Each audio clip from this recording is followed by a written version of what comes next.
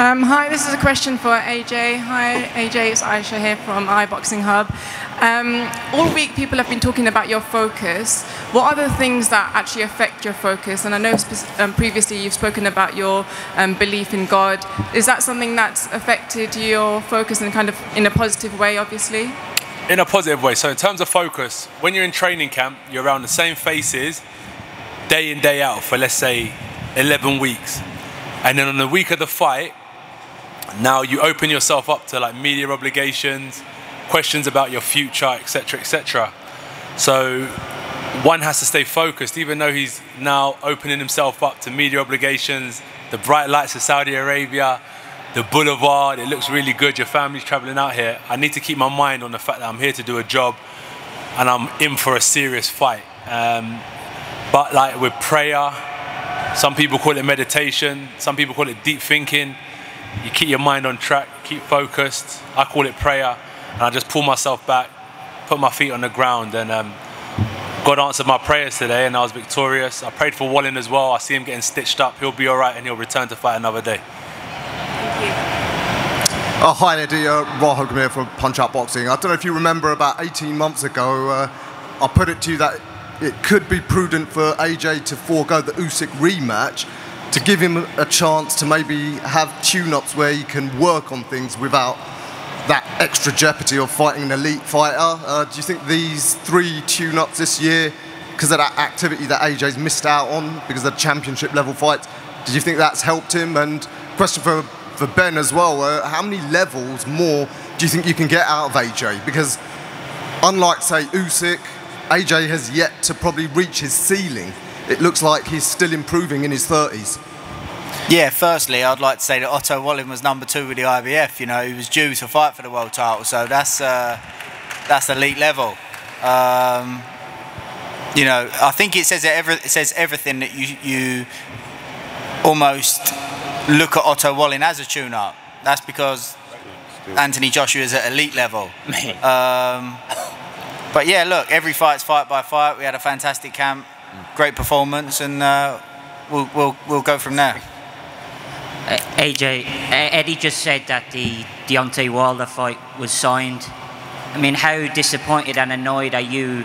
You've done your job tonight and you did it brilliantly. How annoyed are you that he didn't and that fight now seems to be dead? I'm not too sure what can happen from here, but I'm sure from a fan perspective they'll be more annoyed. For me, I always understand how this game is. It's, you never know. This is elite level boxing. The day reckoning was an amazing card. Wilder just came up short, but he'll live to fight another day. Me and him could still get it on. We could still get it cracking. I believe I'm a massive threat. I still think Wilder's a threat, and I still think it does amazing numbers if we get it on. But I'll leave that down to my management, trainers, promoters to make the decision. I'm down to fight anyone, whenever, and whoever. Josh, because the Wilder fight was sort of more or less done, as most of us knew, you weren't really being pestered about what would happen next. You weren't being asked about retirement, but 2 times in this week you said, if I don't win Saturday, there's no future. Would that have been the end for you if you hadn't won tonight? Oh, no, not the end. Like, I think it's amazing what Parker done tonight. He came up short against Joe Joyce and he showed resilience. It pays off. Daniel Dubois came up short a few times, showed resilience. It pays off. You should only give up when that competition within yourself, that competitive spirit dies. So for me personally, I'm a fierce competitor. You can ask my pals, like whether it's spelling games, whether it's chess, whatever it may be, Wordle, we all compete with each other. And I think that you should always try and find that winning streak again, even if you're coming up short a few times. So nah, the win pushes us onto higher heights. That's the great thing about boxing. But if you come short, definitely keep on striving for greatness if you're a competitor. So I would have never given up if I fell short today. No way. Sherry Abbasi for TKO Boxing. Anthony, first of all, congratulations on the victory. Just wanted to ask, Sorry, I can't see. Yes, there you go. Sorry. over the years, we've been told you're quite an inquisitive person. You like to know why, not just do this and do that. Obviously, Ben Davison is known for his IQ and teaching. And I can't hear properly. Sorry. Yep. Louder as you can. Oh, sorry. I was saying Ben Davison's known for his IQ and sort of teaching people the little nuances. How important has that been in this camp to teach you to sort of change a game and find that sort of killer instinct again? Because tonight we saw you throwing those right hands, the pull counter, all these little things that you've done previously against Southpaws, like Charles Martin when you won the world title. How important has he been for you this training camp? You know what's interesting? I think Ben can answer that question a lot better than I can, because he's a vet. No, it's not a veteran because he's still young, but he's a scholar of the game. And when we spoke, he saw what I've been trying to achieve in the business. And you know when someone understands you and a light bulb comes on and you just finally get it? And that was it. So he still pushed me towards trying to achieve what I'm achieving. He hasn't tried to change me. He still pushed me towards what I'm trying to achieve, but he's done it in a way where, because he knows boxing, he knows what I'm trying to do and he knows how to get it out of me in a way. You would have to ask him, but I don't want him to say too much because it's quite articulate and will give away quite a lot as well. But he switched the light bulb on in me this training camp, and I want to give a thanks to Ben Heine as well for pushing me to go down to Harlow and train. I was like, bro, I'm not going down Harlow, bro. I'm staying at Finchley.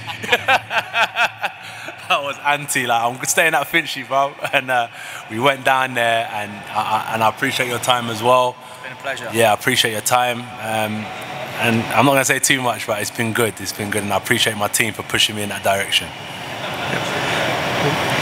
As you talk sports here, AJ, a lot of people have said the best version of you is when you stick it on opponents and you're strong and you're powerful, but tonight you showed that you can be a smart boxer and you really picked him apart. Do you think that you proved that tonight? Once again, I'm not here to rate myself. This is another question that you would have to ask my team. But we spoke about what does it mean to stick it on someone. That means that anyone can come into the boxing gym and be a world champion or be successful. There's a lot more to it than that. And as I said, the light bulb has been switched on and we're on the same page for sure. But in terms of, was it good? Am I doing the right thing? I'm just following the instructions. You'll have to ask my team how they felt about my performance.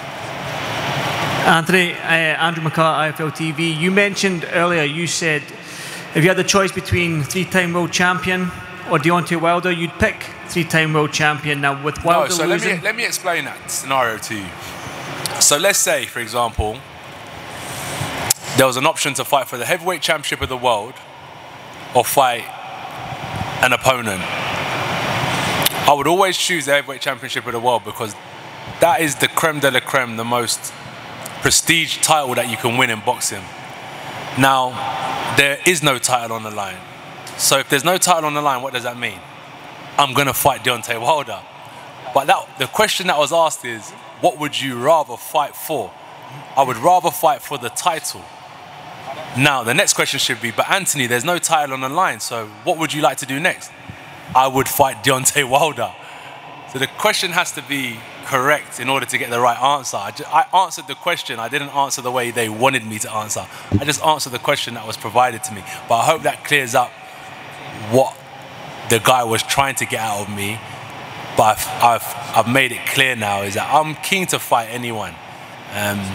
But this week was fully focused on Otto Wallin. Okay.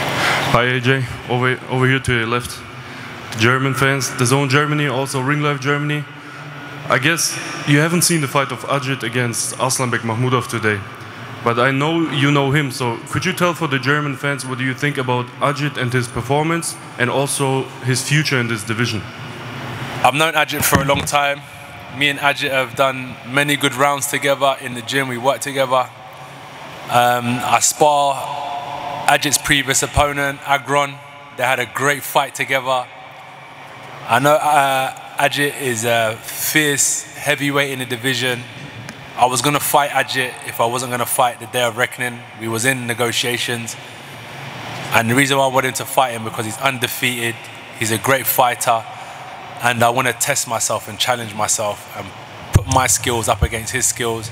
I think Ajit can go a long way if he stays dedicated, which I'm sure he will, and I'm sure me and him will meet very soon. This is a question. It's Gareth over here. To your right, Anthony. Right, Gareth. Gareth Davis. Could I ask this question to both you, Anthony, and to Eddie? It could well open up if Fury and Usyk fight on February the 17th, that the IBF title is available and Flip Hrgovic obviously is mandatory for that. Is that a fight you would like next? Is Hrgovic an opponent you'd like to fight for the IBF title, to both Anthony and Eddie? Yeah, I mean, for me, firstly, Anthony always will make the final decision. He's always takes advice, but he's the boss and he'll make the decision. He wants to become a 3-time world heavyweight champion, so that could be an option, but there is a lot to play out with the IBF. It's not just a case of on February the 18th that belt will become vacant, because it won't. Now, if we're all involved in a situation together, i.e. here, maybe it does become vacant. But listen, I have to be honest, I would love to see him fight Tyson Fury. If Tyson Fury can beat Alexander Usyk, I would love to see him fight Tyson Fury. I love that fight. I hope that Tyson can be triumphant in that fight, but we'll go away now. Obviously, going into tonight, we had our plans for March. Now we've got to reassess. Does he want to fight in March? We'll speak to Ben. You know, I know he'll want to stay active, I think, but I think he's in a wonderful position. I think that was a statement to say he's the man. He's the man to watch in 2024. Can I ask Anthony then, would he rather fight Tyson Fury? Oh. Or, yeah, exactly. Don't put me in this position. Would I rather fight who? It's a cute Tyson Fury. Would you like to fight Tyson Fury? Or who? Or Hrgovic? 100% Tyson Fury, but I'm not dodging Hrgovic, by the way. I'll fight Hrgovic as well. Does that put Ben in a difficult situation? What's that? Does that put Ben Davison in an interesting situation? They're unnecessary questions. Unnecessary. Good night and thank you. Right, just a couple more, guys, before we wrap up. Hi, Anthony. Hello. I'm sure you'll be tuning in to watch Fury Usyk on the 17th. I just wondered if we could get your thoughts on what you think will happen. What do you expect to see? I'll try and be here.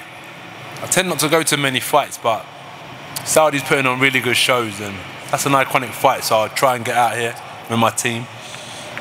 I think it's going to be a really, really good fight. If I'm going to speak straight up, I'm leaning towards Usyk. But who knows? Who knows, innit? They're both at the top of their game. I wish them well. I hope they have a great training camp. And once that fight's out of the way, the heavyweight division opens up again, and all of us can start leading towards becoming champions. And I think I can't believe how great this card was. So many potential matchups, potential future stars on the card. So 2024 is going to be a big year for the heavyweight division. So I'm leaning towards Usyk. I'll be out here potentially, and I can't wait to see them fight. And as I said, this card was amazing. It's going to showcase the next superstars of the heavyweight division. Yes, AJ, congratulations with the win. Joel Bayer here representing for TNT Sports. I want to talk about your preparation, right? So you came here, you were focused, a little bit short sometimes with the media. You just wanted to get it done and over with, right? Do you reckon that's probably the main reason why we saw you be the best that you've probably been in the last couple of years? Not necessarily. Not because of the media. As the lady asked earlier, we have to stay focused, and I'm not short with the media, but I have to stay switched on. I don't want to lose my focus by coming out fight week and doing a load of media commitments. Now I would sit with you guys for hours. No, it's fine. No, we got to go soon. But in terms of like the performance, honestly, I put that down to the Ben Davison Academy, man. They got a great team, and people it's like, oh, Joshua, just throw punches. As I said, if it was like that, everyone would be a champion. But they work extremely hard, and as I said, the light bulb switched, and I've been searching, and I'm really impressed with what they brought to the table. As I said, they're very articulate, attention to detail, just like myself, and I just want to do well and they helped me do well tonight. And if you're going to call that my best performance, I want to give thanks to the Ben Davison Academy. Come on now. AJ, David here. Yep, How's David it going? Aloka. Cheeky. Come on. First of all, just a major congratulations on the victory today. Thank you, sir. We spoke a couple of months ago and you stressed how much you wanted to fight 3 times this year. We're all glad that you did. Can we expect that same level of activity in 2024? Well, yeah, for me, I would love to speak to the team. It's a great question to ask my team. Ben, Fred, Ed, do you want to fire away and speak about what the plans are? I've got a great team that look after me and take care of a lot of things where I can just focus on being the best fighter I can be. So if anyone else wants to lead that question. Yeah, I think we'll all talk together as a team. I think it was so refreshing to see you fight 3 times this year, because with the belts and with COVID and with mandatories, it's so difficult to get that activity, and I think that was a big plus. And we want to thank Saudi Arabia as well and His Excellency Turki Al-Sheikh, because it looked like December was going to pass us by. Facts. And we got a call with 6 weeks to go against a tricky southpaw, and AJ and Ben and Fred, they just said, yep. And you know, without this opportunity tonight, we wouldn't have got those 3 fights in 2023. So we'll sit down as a team with 258 and Ben, and then map out. But you know, having fought on December 23 with a plan to fight in March or whenever, 3 fights can definitely be an option for 2024 as well. Right, guys, last question, okay? Yes. Hi, I'm Narjis from MBC channel. Tell us about the support that given to you from your family and your friends, and how affected positively. And by the way, your smiling is so beautiful. Stay smiling. Me or Eddie? You. All right, yes. You and Eddie. I forgot the question now. Was that one to me? Is that about my smile? No. What was the question? It was the effect of your friends and family to your victory. Look, Saudi Arabia is amazing, yeah. They had a great time. So they had so much to do that they wasn't really worried about me. And they enjoyed the event. The whole card was phenomenal. So they came, they had a good time. My family's actually became boxing fans. Some of my family have fought before and some of them haven't. And the ones that haven't actually enjoyed the show, the whole setup. So they let me focus. They understand that even though their nephew, brother, son, cousin, whatever it may be is fighting, it's not just entertainment. He needs to focus. And they leave me to do my job. And we'll catch up another time. So yeah, I want to say thank you to Saudi Arabia. Also, I want to say thank you to David Ganser from 258 Management. I didn't realize he was so loved. Stand up, my busky.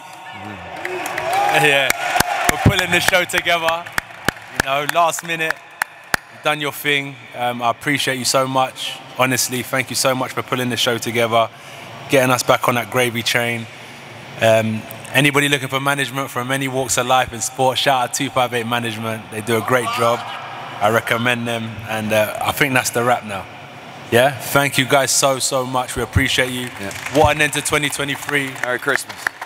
We'll see you all in 2024. God bless. And activity was very important, and it's good to get this win to finish a year off. Merry Christmas to us. And what did you think of Deontay Wilder's performance? I think inactivity played a big part, but just the plan. I think the plan that we had and sticking to it, he wasn't able to, do what he wanted to do. Louis, if you want to ask a question, put your hand up, please.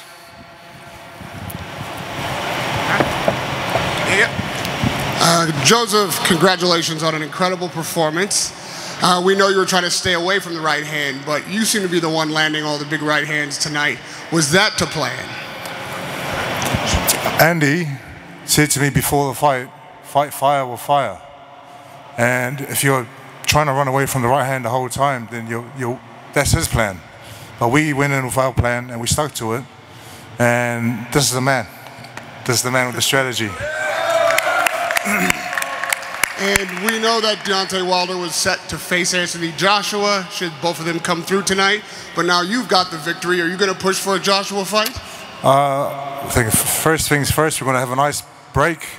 We all want to go see our families, and we are ready for whatever fight they want to make, any fight. Thank you, thank you. Congratulations. All right, Joseph, thanks. Testament to your mental strength. Even after a stoppage defeat against Joe Joyce, came straight back in, no signs of any gun shyness, which often affects fighters after a first stoppage defeat.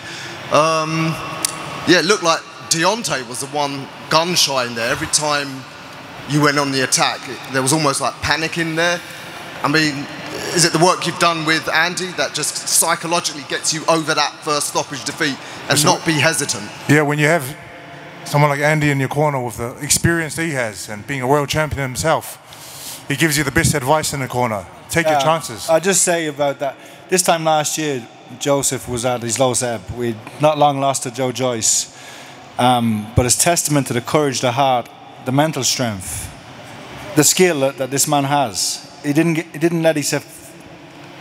put his head down.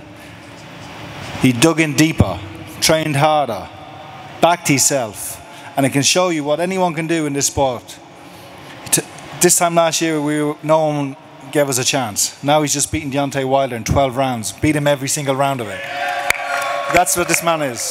So it's a testament to him, and it's a sign to any young fighter, any fighter. It's not over. You can always come back, train hard, stay active. Active, yeah. Stay active. Mr. Parker, on the subject of activity, what sort of level of activity are you hoping to maintain in the next few years? We want to, like Andy just said now, and I know David likes to see it as well, we want to be active and we want to fight as many times as we can in a year. This year we fought 4 times. It'd be nice to fight 4 times next year and keep the momentum going. Parker, you said there's a little bit of ring rust. That was brutally honest. Do you think that you're doing your performance a little bit of a disservice by saying ring rust? Because he has been training. He has. It's no. 1 round in 2 years is as a result of how lethal he is. Do you think you're doing your performance a little bit of a disservice by saying ring inactivity played a part? I think we just executed our plan, and you can blame it on ring rust, but listen, as an experienced fighter and world champion, he knows what to do in camp, and he had sparring and he did everything right. So just Can I say something else? Well, sorry. This week we've had to put up with a lot of stuff. Joshua Wilder, the deal is done. We got a tiny dressing room. We got a small hotel room. He's top of the bill. He's the main event. He's a former world champion. He's driving around in a Rolls Royce. You know what I'm saying? All this talk, all these press conferences, it's all about Wilder and Joshua. This man had to put up with it all. He didn't get demoralized. He didn't get his head down. He just dug in again and showed how strong he is. Parker, fantastic performance. Congratulations to you and the team. You thanked Tyson Fury after the fight. We asked you beforehand what role he had in camp. You didn't give too much away. Can you now tell us kind of what impact and what learnings he told you before the fight? Yeah, our camp started off in Ireland, where Andy came up with his game plan and strategies, and we worked very hard. Great sparring in Ireland. A lot of kids there and a lot of great fighters and good boxers. And then we moved over to England for a week, and Tyson gave us his time and showed us a few things, and we did rounds of sparring, which was invaluable for this fight. And you know, so that's why I thanked him, because he always gave us time to help in camp. Andy, I don't want to boast, but I picked Joe to win. Good man. I saw that today. Yeah, thanks, mate. What would you like to see Joseph Parker do next? He's ready for anybody in the world. We're all behind Tyson in this unification fight. And we know he's going to win. But outside of Usyk and Tyson, we'll fight anybody. Joe will fight anybody. He's proven he's elite. He's number 3 in the world, if you ask me. And he could be number 1 when he gets the opportunity. So that's all I'm saying. Yeah, he's ready for anybody. Joshua, Ruiz, who else is there? I'd like to see him get the Joshua fight, avenge that loss, and then challenge. But listen, we don't ever want to fight Tyson, but we can see him winning the fight. So hopefully he retires by then, after 2 good wins over Usyk, and then Joe will fight whoever's left. Thank you. Abdulatif Al Sheikh from Al Arabiya channel. Congratulations. Welcome to Saudi again. I want to hear about all your trip from here, from you, the first step in Saudi till now, about all the experience you had. We've had a great experience in Saudi. This is my 3rd time here. And I did thank the people of Saudi for welcoming us, myself and the team, and treating us. The treatment has been great. And what can I say? We've had a wonderful time here, and we look forward to coming back again. Thank you.